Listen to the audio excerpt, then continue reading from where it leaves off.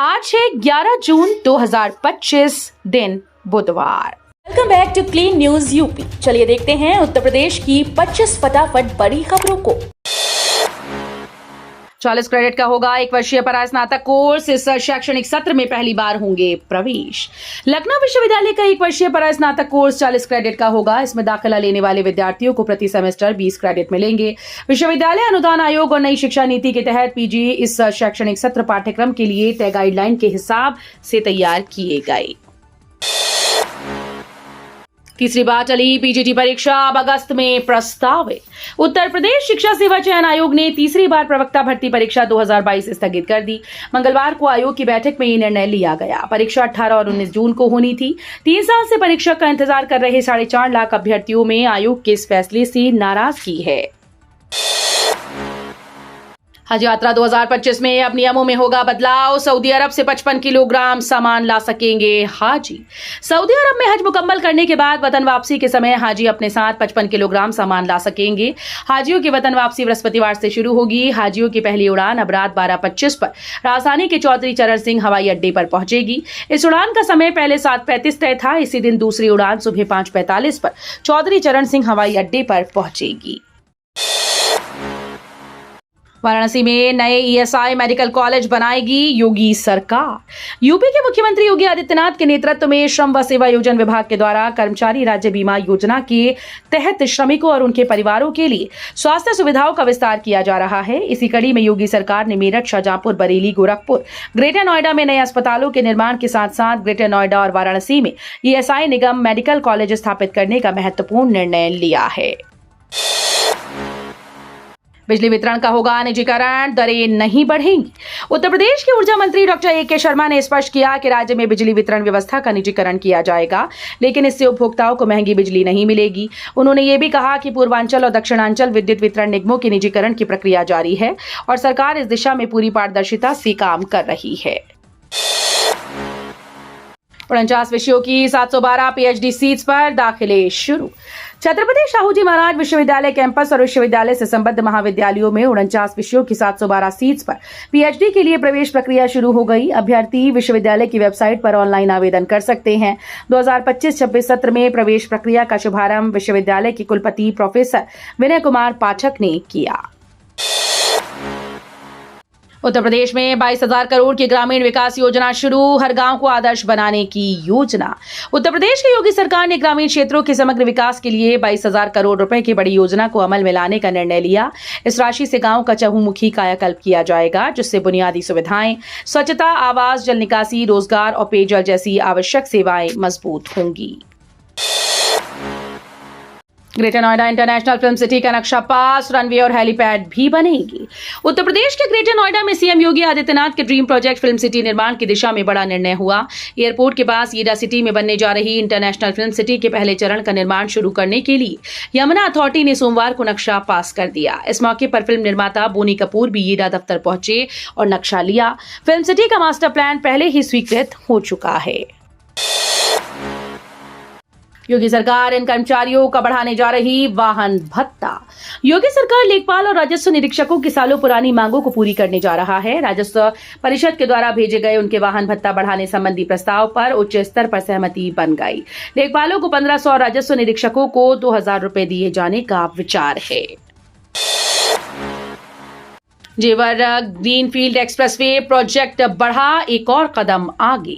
जेवर greenfield expressway के लिए ईस्टर्न पेरिफेरल एक्सप्रेसवे के दोनों तरफ पिलर खड़े करने का काम पूरा हो चुका है और अब यहां पर गर्डर रखने की तैयारी शुरू कर दी गई।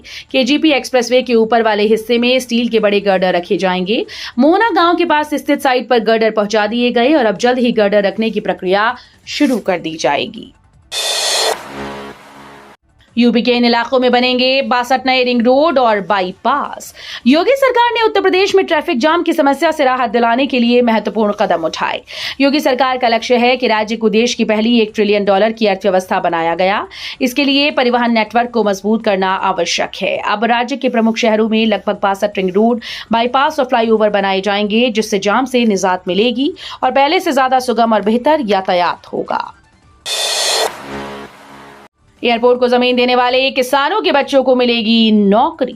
नोएडा इंटरनेशनल एयरपोर्ट की जमीन अधिग्रहण से प्रभावित किसानों के बच्चों को रोजगार के लिए पोर्टल का रोजगार शुभारंभ हुआ। युवा नौकरी के लिए इस पोर्टल के माध्यम से आवेदन कर सकेंगे। पोर्टल का शुभारंभ जेवर विधायक धीरेन्द्र सिंह, येडा सीईओ डॉक्टर अरुणवीर सिंह व जिलाधिकारी मनोज कुमार वर्मा ने नोएडा इंटरनेशनल एयरपोर्ट की साइट पर किया। उत्तर प्रदेश में बसेगा नया शहर, हींग और धातु कला को मिलेगा बड़ा बाजार। हाथरस की हींग का तड़का खाने को आम से खास बना देता है, तो होली पर हाथरस का गुलाल प्रेम और सौहार्द के रंग को वर्षों से गाढ़ा करता आ रहा है। हाथरस में अभी छोटे पैमाने पर चलने वाले उन उद्योगों को बड़ी उड़ान देने की तैयारी चल रही है। यमुना प्राधिकरण नए हाथरस के विकास का खाका गढ़ने जा रहा है। इसमें उद्योगों को विकास को गति देने के लिए मजबूत इंफ्रास्ट्रक्चर मिलेगा। स्वास्थ्य कार्यक्रमों के बेहतर संचालन के लिए 45 करोड़ का बजट पास। डीएम निधि गुप्ता ने लापरवाही पर दी कार्रवाई की चेतावनी। अमरोहा जिला स्वास्थ्य समिति की अहम बैठक में अमरोहा के जिलाधिकारी निधि गुप्ता ने स्वास्थ्य सेवाओं के बेहतर संचालन के लिए करीब 45 करोड़ रुपए के बजट को मंजूरी दी। ये बजट जिले में चल रहे विभिन्न स्वास्थ्य कार्यक्रमों को प्रभावी ढंग से लागू करने के उद्देश्य से पारित किया गया। गोरखपुर एम्स पूर्व सैनिकों को मिलेगा सुरक्षा व्यवस्था का जिम्मा। आपात स्थिति की तैयारी का भी हो रहा प्रशिक्षण। गोरखपुर एम्स अब जल्द ही पूर्व सैनिकों की निगहबानी में होगा। जी हां, सैनिक कल्याण निगम के करीबन 300 पूर्व सैनिकों का एम्स में सोमवार से प्रशिक्षण शुरू हो गया। इन्हें एम्स की व्यवस्था, मरीजों की देखभाल और आपात स्थिति की तैयारी का प्रशिक्षण दिया जाएगा। 15 जून से पूरी तरह से सुरक्षा की जिम्मेदारी संभाल लेंगे। एनडीए सरकार में हमारे समाज को सम्मान मिला। महाराजा सुहेलदेव विजयोत्सव पर बोले ओपी राजभर। ओम प्रकाश राजभर ने बताया कि प्राचीन काल में आक्रांता सालार गाजी ने देश पर कब्जा करने की नियत से बहराइच की ओर कूच किया था। तब राजभर महाराजा सुहेलदेव ने आसपास के राजाओं के साथ मिलकर युद्ध लड़ा और सालार गाजी को मलिहाबाद के चित्तौरा झील के किनारे हरा दिया। गर्मी में एसी कोच बने यात्रियों के हमसफर, ट्रेन में बढ़ाई जाएगी संख्या। गर्मी की छुट्टियां अब खत्म होने की ओर हैं। 20 जून तक परिषदीय विद्यालय और 1 जुलाई तक सभी शिक्षण संस्थान खुलने लगेंगे। 1 जुलाई से न्यायपालिका में भी कामकाज शुरू हो जाएगा। इससे पहले सैलानी पहाड़ों के साथ साथ हरिद्वार, देहरादून, अयोध्या, काशी का भी रुख कर रहे हैं। ट्रेन की एसी श्रेणियों में टिकट की मांग बढ़ गई। ऐसे में रेलवे कई ट्रेन में एसी तृतीय श्रेणी के कोच बढ़ाने की तैयारी कर रहा है। लखनऊ के विकास के लिए मांगे 10,000 करोड़। 16वें वित्त आयोग की बैठक में प्रतिनिधि ने की मांग। राजधानी लखनऊ आज ऐसे दौर से गुजर रही है जहां उसकी भौगोलिक सीमाएं और जनसंख्या दोनों ही अप्रत्याशित रूप से बढ़ रही हैं। इस विस्तार ने नगर को प्रगतिशील दिशा में ले जाने की संभावनाओं को बढ़ाया, साथ ही संसाधनों की उपलब्धता पर भारी दबाव भी डाला। ऐसे में अब शहर के विकास के लिए नगर निगम ने 16वें वित्त आयोग से लगभग 10,000 करोड़ रुपए की विशेष सहायता की मांग की। आईआईटी कानपुर में बिना जी के बीटेक सीएससी की कितनी सीटें? पीसीएम के 15-15 प्रश्न करने होंगे हल। आईआईटी कानपुर में अब राष्ट्रीय और अंतर्राष्ट्रीय ओलंपियाड विजेताओं को सीधे दाखिला मिलेगा। इसके लिए ना तो पहले जेईई मेन और फिर जेईई एडवांस क्वालिफाई करना होगा और ना ही उन्हें देश भर में बेहतर रैंक हासिल करने का तनाव होगा। पहली बार आईआईटी कानपुर में ओलंपियाड विजेताओं को मिल रहे प्रवेश को लेकर संस्थान ने नोटिफिकेशन जारी कर दिया है। पहली बार मनरेगा में खर्च की सीमा तय। केंद्र सरकार ने क्यों लगाई पाबंदी?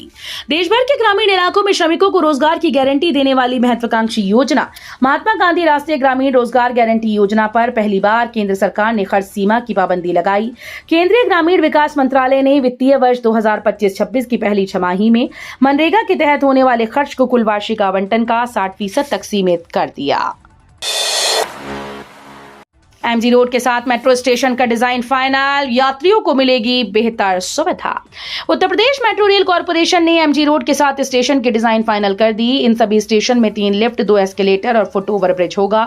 प्रत्येक एलिवेटेड स्टेशन 12 से 13 मीटर ऊंचा होगा। सबसे पहले सदर बाजार, प्रतापपुरा और कलेक्ट्रेट स्टेशन का कार्य चालू होगा। इन स्टेशन का 40% कार्य पूरा होने के बाद बाकी के 3 स्टेशनों पर कार्य चालू होगा। सीएम योगी बोले अब बहराइच में गाजी का नहीं, महाराजा सुहेलदेव और मां पाटेश्वरी का मेला लगेगा। बहराइच के चित्तौरा झील के तट पर आयोजित महाराजा सुहेलदेव विजयोत्सव में उत्तर प्रदेश के मुख्यमंत्री योगी आदित्यनाथ ने महाराजा सुहेलदेव के पराक्रम का उल्लेख करते हुए कहा कि अब कहीं भी किसी विदेशी आक्रांता का महिमा मंडन नहीं होगा। उन्होंने कहा कि बहराइच में गाजी का नहीं, महाराजा सुहेलदेव का और मंडल में मां पाटेश्वरी का मेला लगेगा। मोदी सरकार के 11 साल पूरे होने पर भाजपा अल्पसंख्यक मोर्चा करेगा सम्मेलन।